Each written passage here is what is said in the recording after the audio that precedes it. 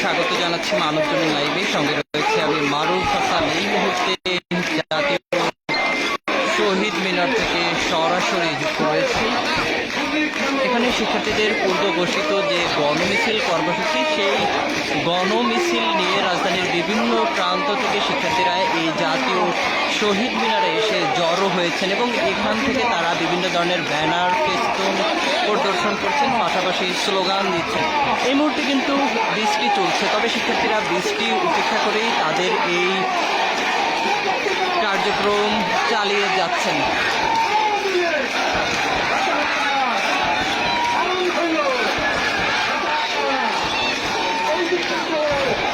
হাজারো শিক্ষার্থী এই মুহূর্তে শহীদ মিনারের অবস্থান নিয়েছেন। রাজধানীর বিভিন্ন বিশ্ববিদ্যালয়, কলেজ থেকে শিক্ষার্থীরা আজকের এই কর্মসূচিতে অংশগ্রহণ করেছেন। এছাড়াও আমরা দেখেছি বেশ কিছু মানুষ যারা বিভিন্ন দলের সমর্থক কিংবা সাধারণ উৎসুক জনতা, তারাও কিন্তু এই কর্মসূচিতে অংশগ্রহণ করেছেন। এই মুহূর্তে বৃষ্টি চলছে, বৃষ্টি উপেক্ষা করে তারা তাদের কার্যক্রম চালিয়ে যাচ্ছেন। কেউ স্লোগান দিচ্ছেন, কেউ ব্যানার, ফেস্টুন প্রদর্শন করছেন, কেউ কিংবা প্রতীকীভাবে প্রতিবাদ জানাচ্ছেন।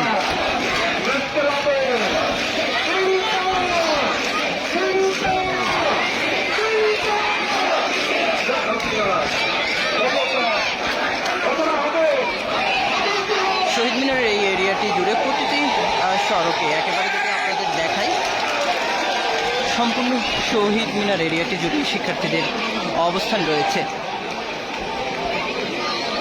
দর্শক, এই মুহূর্তে আপনারা দেখছেন মানবজমিন লাইভ। সঙ্গে রয়েছে আমি মারুফ হাসান। এই মুহূর্তে জাতীয় শহীদ মিনার থেকে যুক্ত রয়েছি এবং শিক্ষার্থীদের যে পূর্ব ঘোষিত কর্মসূচি, গণমিছিল কর্মসূচি, সেই গণমিছিল কর্মসূচি শিক্ষার্থীরা পালন করে মূলত রাজধানীর বিভিন্ন প্রান্ত থেকে তারা গণমিছিল নিয়ে এসে এই মুহূর্তে তারা জাতীয় শহীদ মিনারে এসে জড়ো হয়েছেন এবং এই মুহূর্তে বৃষ্টি হচ্ছে।